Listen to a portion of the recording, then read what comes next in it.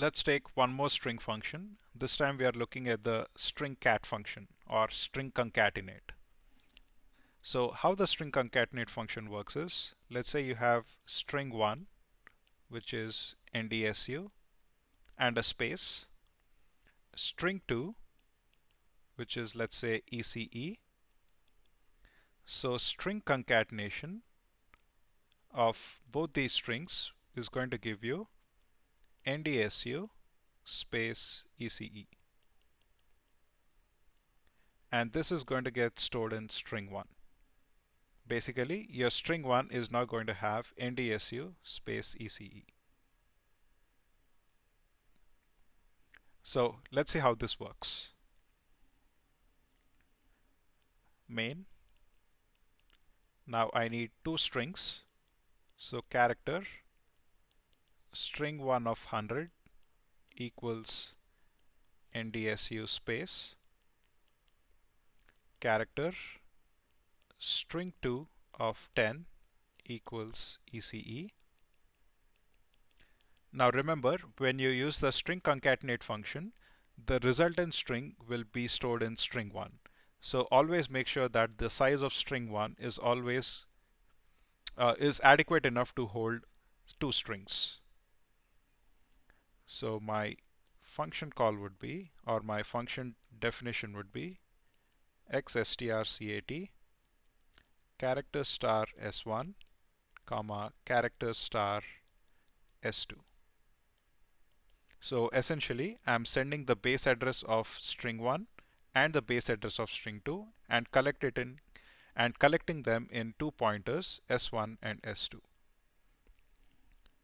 So my call would be xstrcat ampersand string 1 of 0, that is the base address of string 1, and the base address of string 2.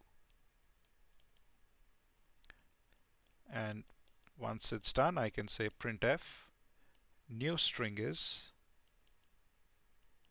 percentile s comma string 1. So let's look at the user defined function.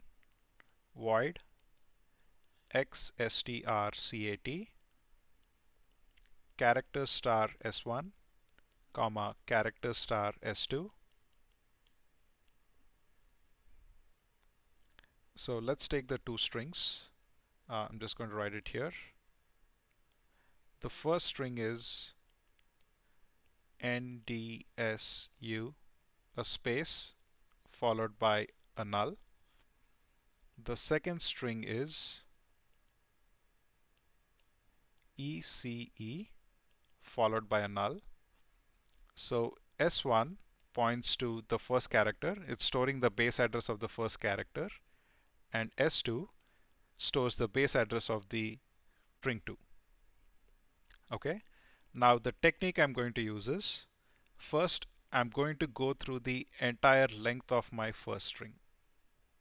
Remember, your string 1 has the capability to hold more characters because we have declared it as 100 characters in total, and we are occupying barely 6 characters. So there's still room for more. However, we cannot put anything right now because the null indicates that the string has terminated. So my technique is, I'm going to start with my first character and I'm going to see if my current character is a null. If it's not a null, I'm going to proceed to my next character. And I do this until I reach my null character. So I can write while star s1 is not equal to a null. I just say s1 plus plus. Now here n is not equal to a null, so proceed to d. D is not a null, proceed to the next character. S is not a null, proceed to the next character. U is not a null, proceed to the next character. Space is not null, so proceed to the next character. Now at this stage, null is not equals to null is false, which is when I exit my first while loop. Now I use a second while loop and I say while the current character pointed by S2 is not equal to a null, I'm going to say now S2 is not equal to null because S2 is pointing to E. So E is not equal to a null. Now I'm going to say star S1 equals star S2, which means E, if you remember, S1 is now here, right? S1 is pointing to this character. So when I say star S1 equals to star S2, E is going to get copied in place of null.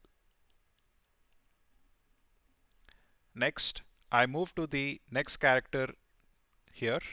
So I point to C, and I also have to move to the next location here. So I say S1 plus plus and S2 plus plus. At some point, next C is going to get copied here.